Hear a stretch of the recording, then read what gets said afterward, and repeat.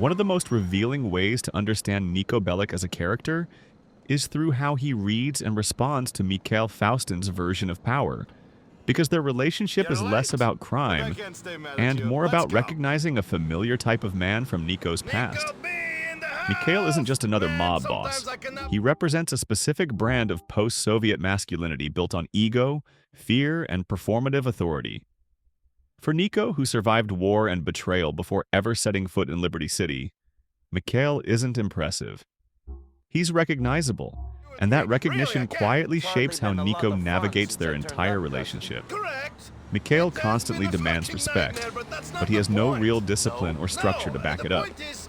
He surrounds himself with loud declarations of loyalty, traditional values, and ethnic pride, yet his behavior contradicts all of it. He drinks heavily, lashes out violently, and makes decisions based on perceived slights rather than strategy.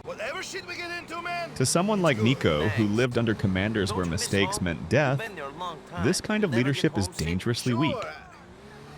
Niko rarely challenges Mikhail directly, but his calm, detached reactions suggest he understands that Mikhail's authority is fragile and temporary. The missions Mikhail gives Niko reinforce this idea.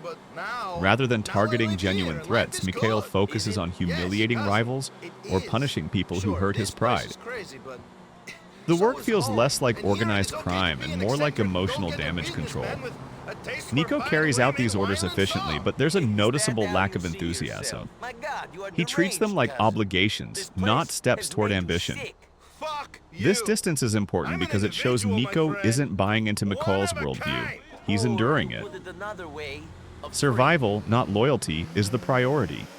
What makes this dynamic especially effective is that Mikhail believes Niko respects him. Mikhail frequently talks about honor, strength, and tradition, assuming that Niko, as another Eastern European man with a violent past, must share his values. But Niko's silence isn't agreement, it's observation.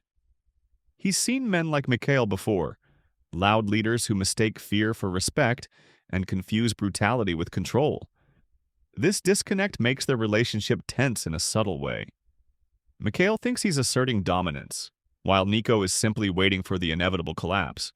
Mikhail's paranoia accelerates that collapse. His obsession with betrayal reflects his own insecurity, and the more he tries to assert control, the more isolated he becomes. For Niko, this is another familiar pattern.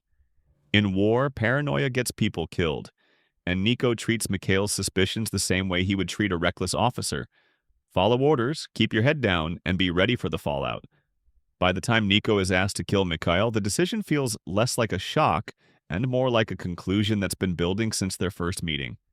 The execution itself is intentionally uncomfortable. Mikhail doesn't die as a feared kingpin. He dies confused, shouting, and powerless. That moment crystallizes Niko's understanding of men like him. Power based on ego and fear doesn't last, and allegiance to it is meaningless. For Niko, killing Mikhail isn't about justice or revenge. It's about stepping away from a system he knows is already rotting from the inside. Ultimately, Mikhail Faustin serves as a mirror to Niko's past and a warning about false strength. Their relationship isn't defined by loyalty or rivalry, but by Niko's quiet recognition that Mikhail is already doomed. Through this dynamic, GTA 4 shows how experience shapes perception.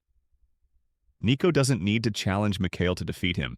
He just needs to understand what he is,